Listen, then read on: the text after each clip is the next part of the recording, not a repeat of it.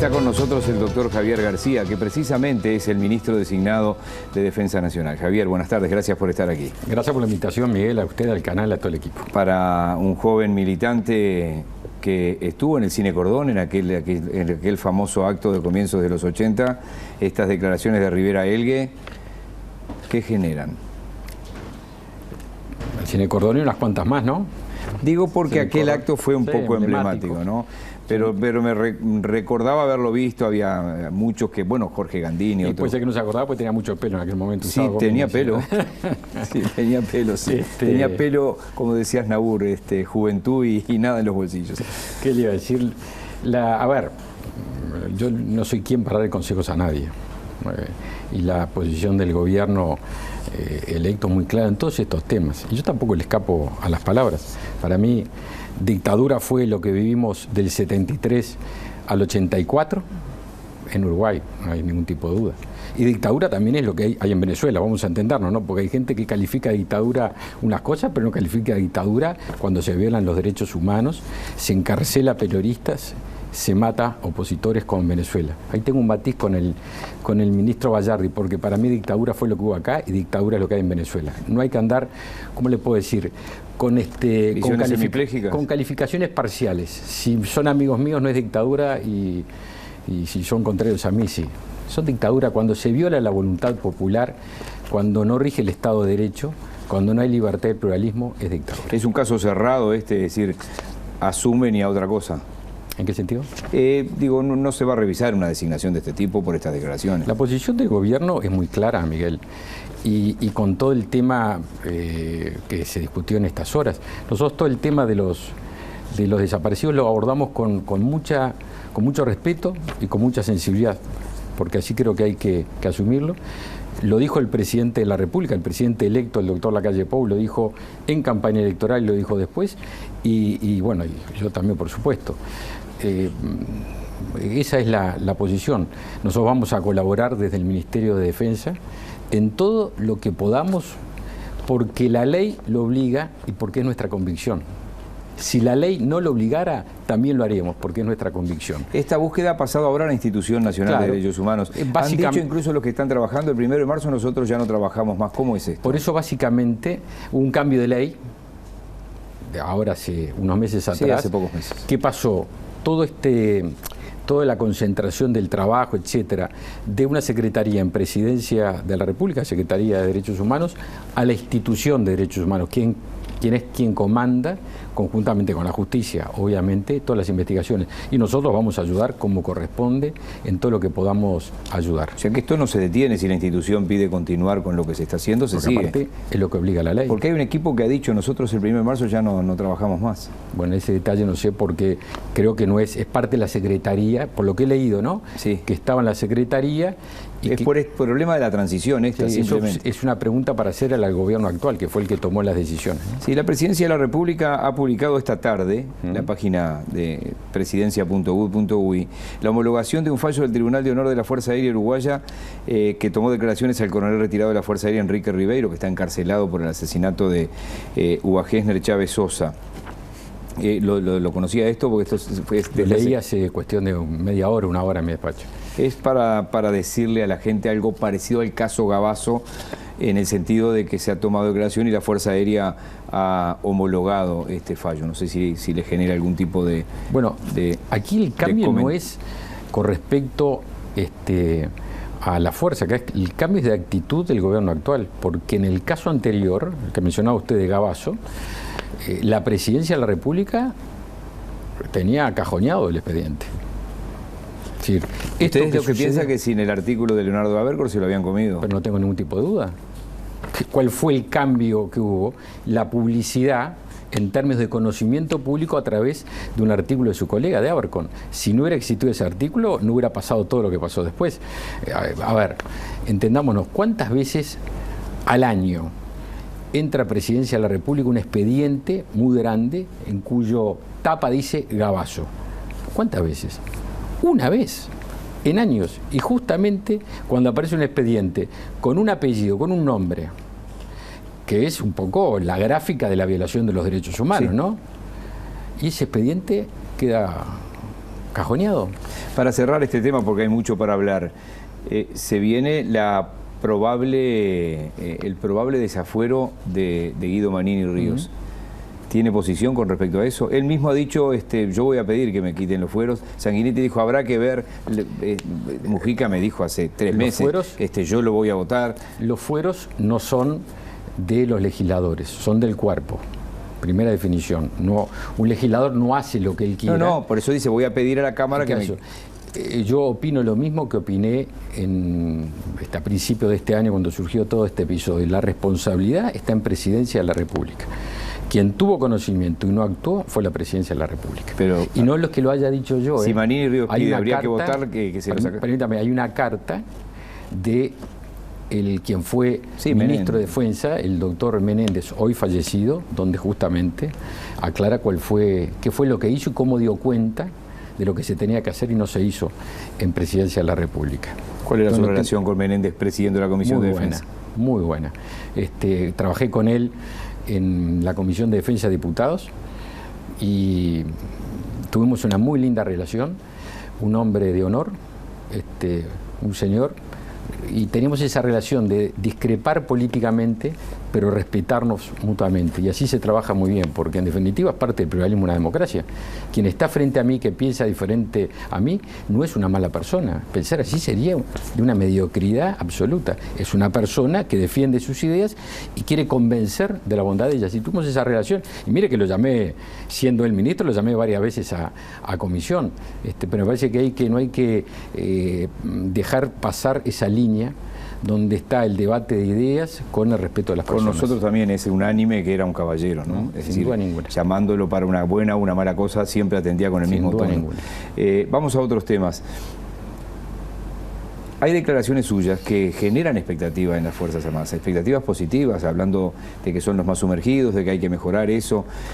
¿Cómo se maneja la expectativa? Es decir, porque después los presupuestos, primero hay un presupuesto que sigue este año, y hay que elaborar otro. ¿Cómo se maneja esa expectativa sin generar falsas expectativas? Mire, nosotros tenemos una posición que es fruto de un trabajo de mucho tiempo, hicimos un diagnóstico, lo planteamos en sala. Pues casualmente, la última vez que convoqué al doctor Menéndez, 22 de noviembre de 2016, a Comisión General del Senado, y yo planteé una situación que es la que hay. Es decir, tenemos a los soldados de nuestras Fuerzas Armadas, que son los funcionarios públicos más postergados de la administración, y fueron postergados por razones ideológicas y por prejuicios políticos.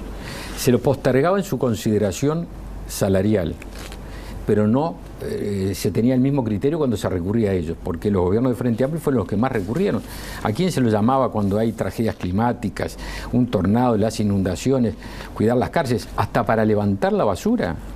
Se lo llamó. Eso sí, como visto en uniforme y tengo un prejuicio, a la hora de la consideración presupuestal no los tomo en cuenta. Entonces, esta es una realidad. Nosotros tenemos el propio doctor Menéndez fue el que informó al Parlamento en su momento, no hace mucho, que el 50% de los soldados están abajo de la línea de pobreza. Mientras en la población general del Uruguay la pobreza no llega al 10%, entre los soldados se multiplica por 5.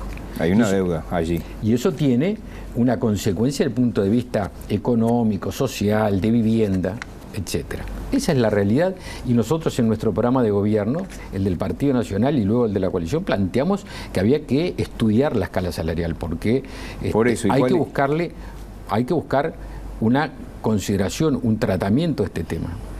Hay una realidad, el bolsillo presupuestal es flaco, porque estas cosas se tenían que haber hecho cuando había posibilidades en el Uruguay abundantes. Se decidió otras cosas, ¿no? Algunas se decidieron muy mal y varias que nos costaron más de $1.000 millones, algunas cosas que se hicieron muy mal, en Trancap, Luna, algunos negocios con Venezuela, etcétera. Así que esto lo vamos a estudiar. Este año tenemos la discusión presupuestal, lo vamos a analizar con esto que le estoy diciendo, sabiendo que tenemos, y va a haber que conseguir gastar mejor.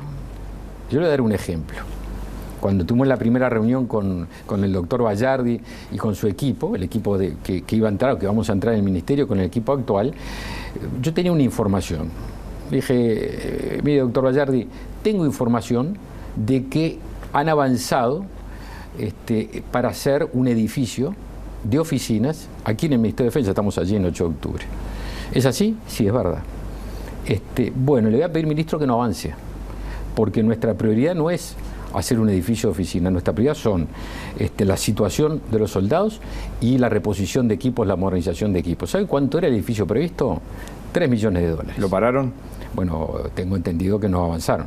Ya estaban firmados algunos convenios, algunos acuerdos para hacer un fideicomiso en ese sentido. ¿Por qué? Porque la prioridad que tenemos es otra. Entonces, ahí nomás de una decisión hubo $3 millones que se iban a gastar en algo que nos tendremos que acomodar un poco, pero no es la jerarquía, no es la importancia, la prioridad tener un edificio de oficinas. No es en esta circunstancia prioridad ninguna. Otras expectativas pueden ser el recambio de tecnologías, claro. Aviones que el más nuevo tiene 40 años. Sí, por lo menos.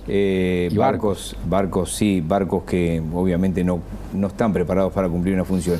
Y en ese sentido, ahí el bolsillo también es flaco, entonces. Bueno, ahí vamos a recurrir a 2 instrumentos, que yo ya lo he empezado a hablar con el equipo que vamos a trabajar y al mismo tiempo he dado algunos pasos. Tenemos la misma situación presupuestal, pero acá vamos a tener que recurrir a algún mecanismo de financiamiento de esos que permiten trabajar a largo plazo, que no golpee en forma significativa, estoy hablando, en el bolsillo presupuestal, y al mismo tiempo recurrir a la cooperación internacional. Es decir, vamos a tener que recurrir a países que tienen este tipo de equipamiento que nos permita acceder a él a largo plazo, pero recibir un bien que lo necesitamos ahora. Porque la opción es muy sencilla, Miguel. Si usted me dijera ahora, mira, si no le parece que es mejor gastar en hacer escuelas y hospitales, entonces yo digo, Miguel, tráigame esa frase que yo la firmo. Me dice, pero tengo otra pregunta para hacerle, García. Cuénteme. Dígame, ¿qué hacemos con el espacio aéreo del Uruguay, donde termina siendo un festín para el narcotráfico y el crimen organizado?